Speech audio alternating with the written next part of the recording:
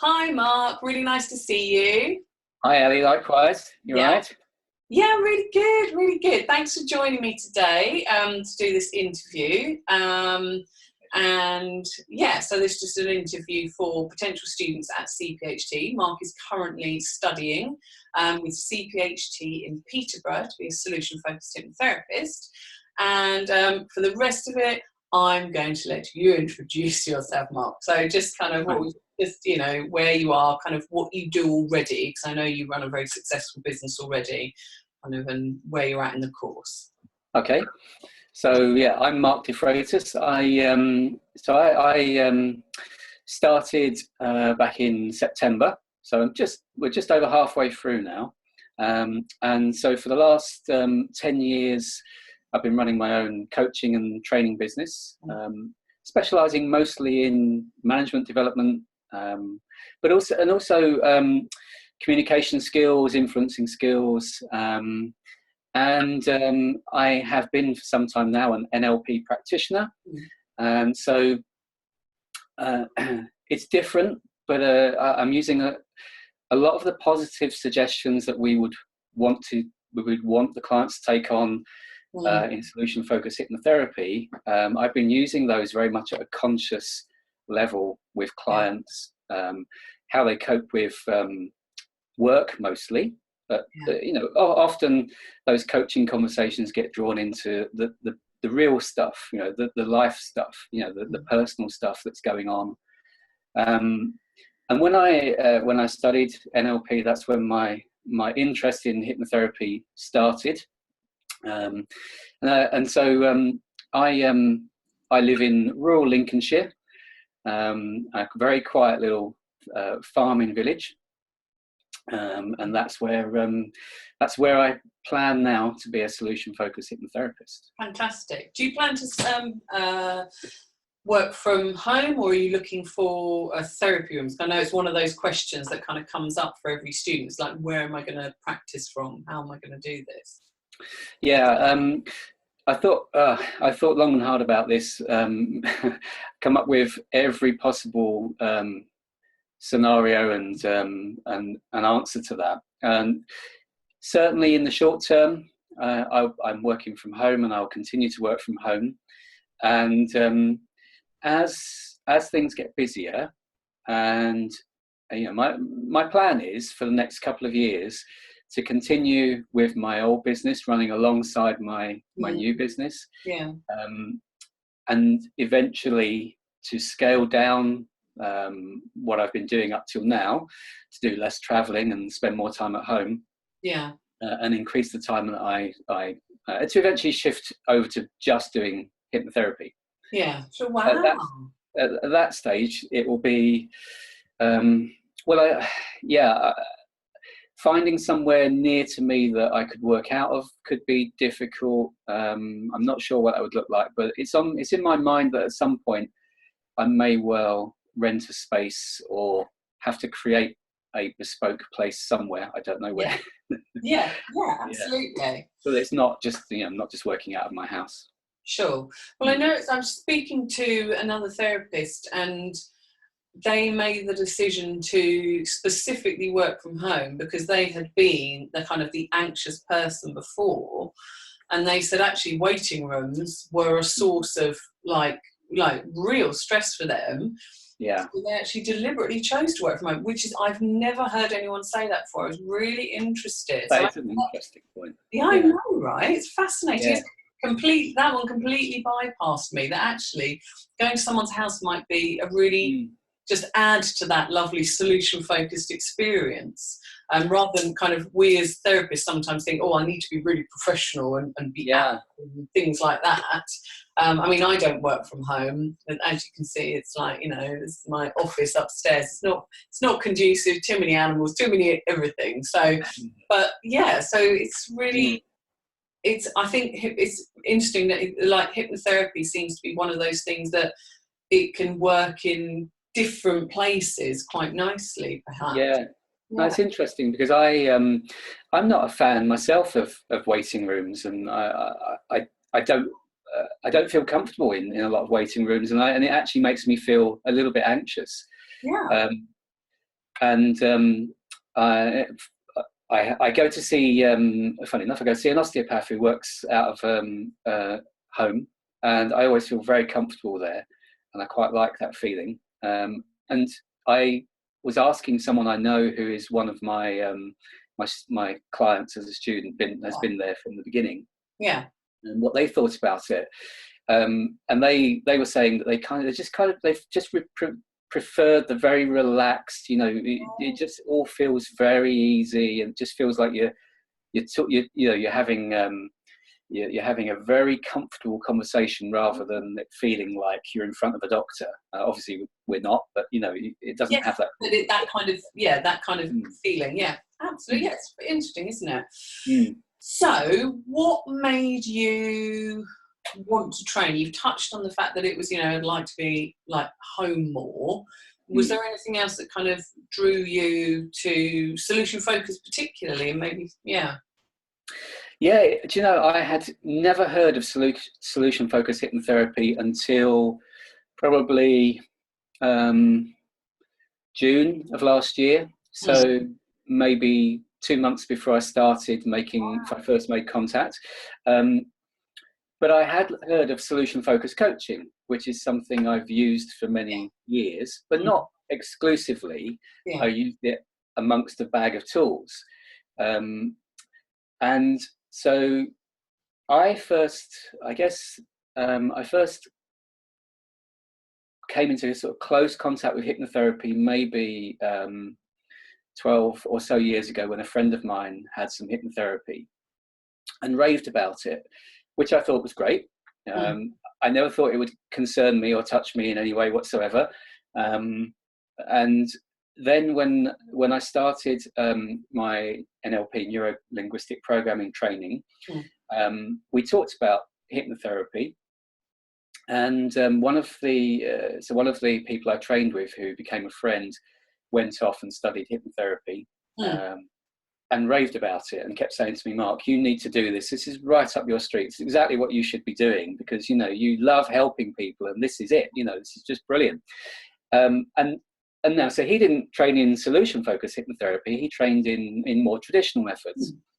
And I sort of ummed and ahed for years. And I think the only reason I haven't done anything about it before now is I honestly couldn't see myself as a hypnotherapist, because I had preconceived ideas about the hypno voice, and the dare I say it, I have to say it because it gives it reason, it gives it meaning, the kind of freaky spookiness of almost like holding a seance with someone's mind, right? And it just put me off, because I'd seen examples of it, and I'd seen obviously stage hypnotism.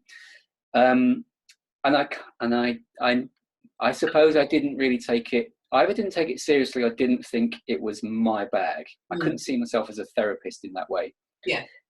But then over the years, and the more I've used NLP and other techniques to help people overcome self-limiting beliefs or mental barriers they have with performance at work, or even performance in sport, actually, as a sports coach, I've just got more and more drawn into the fact that we can spend hours and hours talking cognitively, consciously with people about what they want to do and how they want to do it. But there's always something there just preventing that progress sometimes. It's just a barrier. And it just so happened I picked up again with the friend who trained in hypnotherapy, and we were talking about it. And he said to me, this is exactly why I think you should do it, because this is the answer. This is about really helping people. You're telling me that you feel like you're helping the companies more than you are the people. And you want to do more for them individually. And so that's when I started doing my research, and it coincided with, I kept hearing things about hypnotherapy as well. It was just, how sometimes when you don't notice red cars until you buy one, or until you and then you're kind of, they're everywhere, right? And so I hadn't really noticed much going on about hypnotherapy. Then it just started popping up everywhere. I heard on it was the Radio 2 breakfast show. There was a hypnotherapy session there to help one of the presenters overcome a fear of snakes. And I was listening to it. I thought, wow, this is powerful stuff. This is really making a difference. And that a couple of conversations with people about it then triggered me to say, well, look, actually, I really need to take this seriously and look into it. Then I stumbled across Solution Focused Hypnotherapy, and it just fitted perfectly in my mind with what I knew worked from coaching. Was you can spend hours and hours talking about barriers and problems and only ever making the problem bigger or sound bigger and making a small step change forward. And then, so then when I discovered there was Solution Focused Hypnotherapy, I looked at it and thought, I have to know more about this, and I have to know whether it's for me. And the only way I'm going to do that is to go and have the conversation. Yeah, and of course it's completely away from that whole perception, that negative perception of it as well, isn't it? Solution focused, it's very much, neuroscience, brain-based, proof, all of those things, as well as that kind of that directional element of it as well. So absolutely, it's just everything makes sense. It's logical. There's the science to back it up, and it just from the first conversation I had with Gary at CPHT Peterborough, and we talked about it. It just, to me, made complete sense. Of course, if you want people to move forward, you talk about moving forward. You don't look behind you all the time. And it just made perfect sense. Yeah. Awesome. So how are you finding the training now? So the training is great. Every session is enlightening. It's interesting. There's something to learn. It's a great bunch of people. Sessions are entertaining. And it's hard work. Yeah. I can't play down the fact that it's a lot of work, but it's a very enjoyable lot of work. Yeah. How have you found, because as you said, you've got a family, you've got a flourishing business. How do you find kind of fitting in this kind of big chunk of work? How do you manage that? Well, everything's always possible. If you want to make something work, it will work. It is a challenge. It's only a short-term challenge. It's not like it's for years. So I'm fortunate enough, I suppose, in the fact that I've only really worked part-time anyway. Working for myself, I've always had that flexibility. So essentially what's happened for me is I've gone from working part-time to working kind of full-time, but not quite. Sure. So fitting it in, it's a case of being well planned. That's the simplest way I can describe it is, I know how much there is to do. I knew, for example, when I looked at the work required outside of the weekend commitments. Okay, so the weekend commitments, most people can easily find the time to commit to 10 weekends. Yeah. Then you've got all the other work that goes with it, seeing the clients, doing all of the assignments and coursework. And I just applied the principle that I would have encouraged anybody that I'm working with and coaching and training to apply, which is plan out where you're going to fit it in, find the regular slots of time, and do something every day, do something every week. Don't leave it to the last minute and try and cram everything in, because that's when you can fall into some of the difficulties that people often do with things like this. Yeah. It's about being methodical with, if I've got X number of questions to write up and answer, how many is that every week? How many is that per day? Okay, so I need to find the time to do that. And that's what I do. I just plan it. It can be difficult with seeing clients because part of it is I have limited time because I'm doing other things. I've got a family, I've got business, and they can't necessarily see me when I want to see them. But it's always worked so far. I've always found the opportunity to see people. It may not be as soon as I want to see them, but they fit in. It just happens. And my family are very understanding. They understand that for a short period of time, I might not be able to do some of the things with them that I would otherwise do, and together we make it work. Yeah. Yeah, that's fantastic. So what are the kind of, was there anything when you've been training, was there any point where you kind of thought, oh, I'm not sure if I've done the right thing? Or you had a little like, oh, moment. What happened? Because I've seen you kind of every month, so I know that you're loving it and doing brilliantly. Every week I question whether I've done the right thing, but that's not because it's bad. It's just because it's there's so much to learn, there's so much to do, and I question whether I am really having the impact that I am having.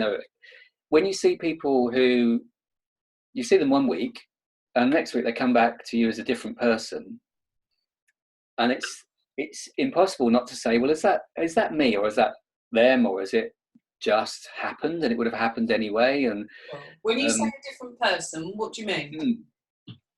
You mean example? Maybe a case study. How to talk about things with confidentiality, but yeah. I mean, I can think of two people I've seen recently who, when they came to me, they both had problems sleeping. They both had problems with anxiety. They were very negative in their outlook. One of them was struggling was struggling to socialise, struggling to interact with other people. They'd lost their mojo, really. Yeah. The other one was having lots of symptoms, heart palpitations, chronic pain. Wow, so really serious then. Yeah, they were in a bad way, and now, I will always put on a confident and brave face. Inside I was screaming, crying, run away. Run away. What are you doing? You can't help these people. That is way beyond your level of expertise and experience. You just started training. They don't need what you know, and what you can do is not what they need. They need professional help. But literally, the 1 week later, after an initial consultation, listening to the relaxation recording, in both cases, they were sleeping better. And I had to sort of think, well, okay, it must be part of the process, right? So the initial consultation helps them. The listening to the recording before they go to sleep helps them. But they were different people. They were not the same anxious, stressed out, tired, negative people. There was still some of that, but they'd changed a little bit. Yeah. And that's what I've noticed week by week with them, is that every time I see them, they feel better. Yeah. They're either sleeping better, or the sleep has been maintained. They feel less anxious. Indicators like they both have these Fitbits that record how much sleep they're getting, how much REM sleep they're getting, their heart rate, and everything was looking better for them. Resting heart rate reducing, REM sleep pattern changing, and just seeing them looking happy compared to looking, dare I say it, miserable. Yeah, absolutely. When I first saw them. So it's just, when I say different, most people that I see, when they walk into my room or into the house, I notice that the head's gone up a little bit. The eyes are brighter. Yeah. There's a different smile. They've got nice things to say about themselves and their lives, whereas early on, they really struggled to find the good things. So, yeah.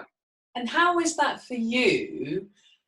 Obviously there is a bit of you going, did I really do that? But how's the logical part of you that's watching this happening, how is that for you to kind of think, I did that, I helped facilitate that. Obviously they do the work, we know they do the work, but kind of we're instrumental in supporting them being able to, and knowing what to do to get that kind of that smile, that glint in their eye, that kind of bloom in their skin kind of thing. So how does that feel for you as a therapist, knowing that you've been part of that?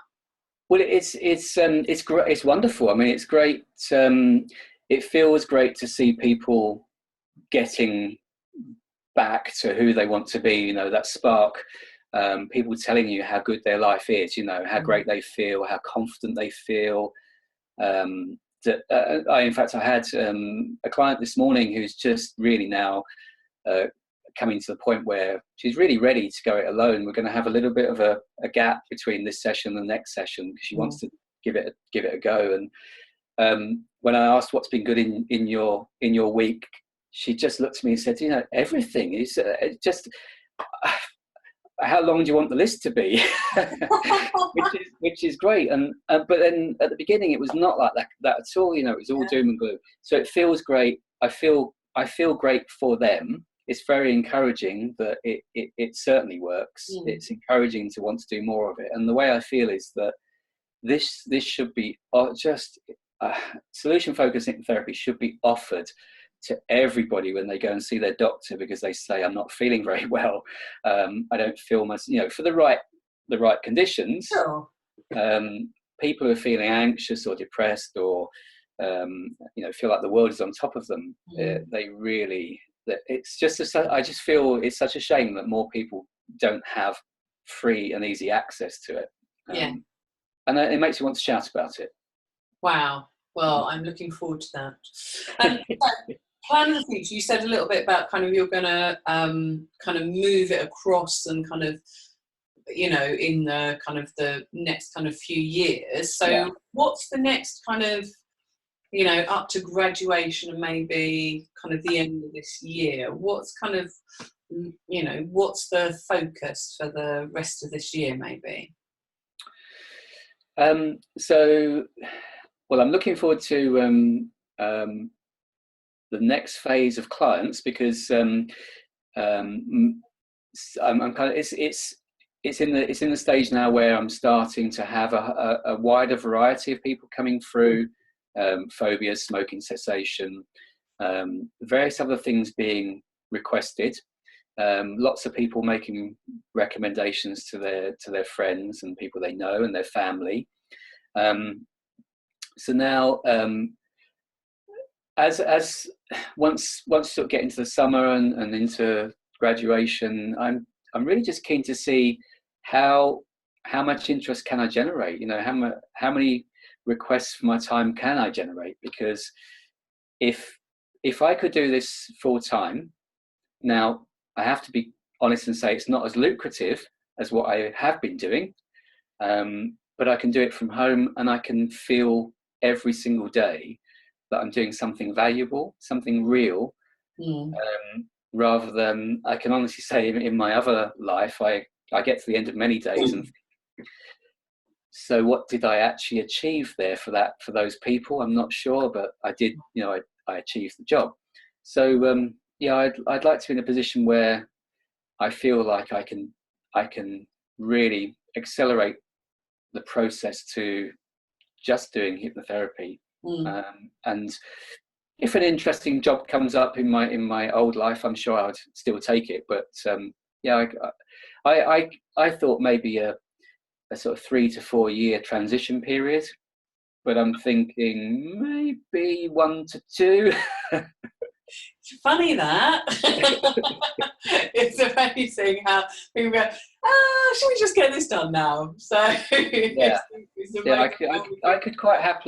could completely happily be just do solution focused hypnotherapy now.